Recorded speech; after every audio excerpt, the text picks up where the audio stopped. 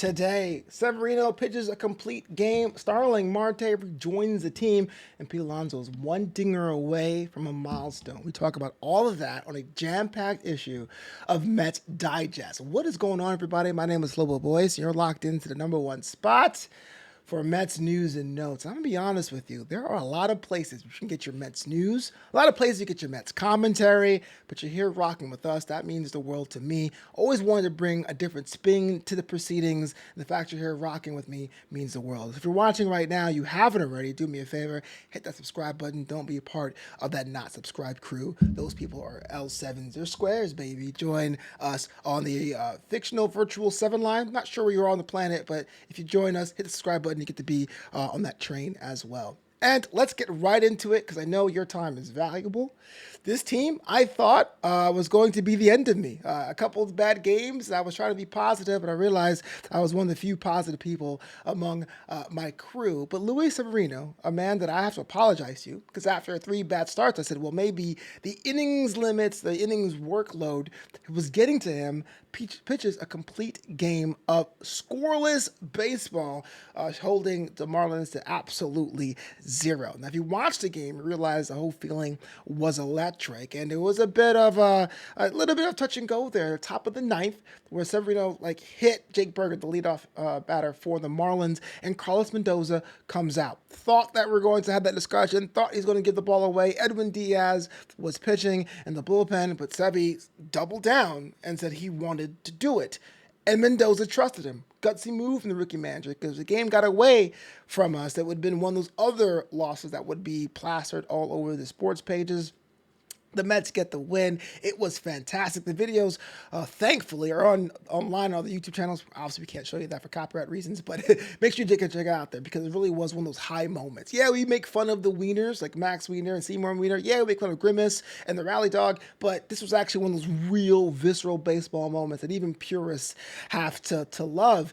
And it was a first complete game since 2021, sharing rarefied air with Jacob deGrom. Remember him? And Severino himself was saying after last season, it was a low period in his career. Didn't think that he would be able to get back after tipping pitches or having the feeling of tipping pitches. And so able to do that on 118 pitches means the world. So this may complicate that picture, the pitching picture, as we get to the last month of the season. We talked about on this channel the possible imminent return of Kodai Senga, of Christian Scott, and maybe even calling up some new prospects. Even though it looks like Brandon Sproat's call-up is unlikely, but he's still technically in the mix. I know there's a lot of baseball reasons why you wouldn't do that, but let's be real. But with Severino doing this so late in the season, and you can't expect him to have something as sharp in the next start, because typically, when someone has a go the distance outing like that, the next start tends to be a bit of a come back to earth thing. But moving forward, maybe we're are kind of quick to write him off based on those innings totals and that workload. Maybe Severino can be in the mix in that back half of the remaining part of the season, talking about the late September, early October, if we become a playoff team. But yeah, that was just great. And to be fair, he did it in the City Connects. We never win in those. So,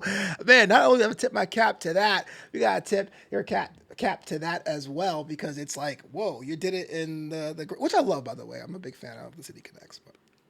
But also, elsewhere in Mets news, Starling Marte is now being activated. It was going to play this weekend over in, I won't say Shea Stadium, over in Citi Field against the Marlins in that matinee, which is pretty much going on as we speak, as we record this.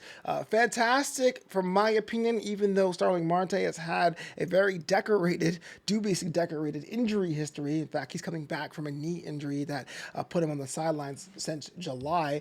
The fact that he's able to have that bat, his bat is more of the consistent ones, maybe not the more flashy, maybe not light tower power, but he does get on base. And I got to say, long term or medium term, with 1 year left on his contract, if JD Martinez were to walk, well, then maybe we may have an option for a DH. Carlos Mendoza, the manager, had this to say about Marte's activation.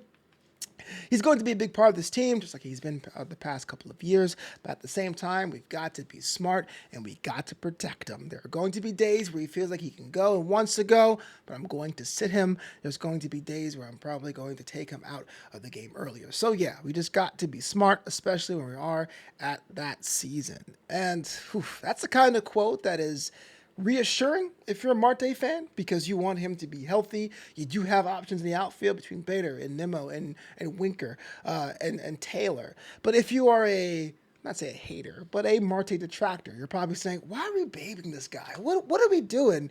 Well, I got to say that that quote doesn't make you feel any better, right? Having someone knowing you're going to be sit a lot or have a healthy rotation may insult those who love a consistent lineup day in and day out. But ultimately, I think it's for the greater good. We do have the talent, the depth that comes in handy in the postseason runs. You want to make sure your team is as deep as possible, especially if you have to come up with a playoff roster, if you do go into the playoff system. And ultimately, there's no need to run people out every day when you have those that have been having knocks or small injuries throughout the season.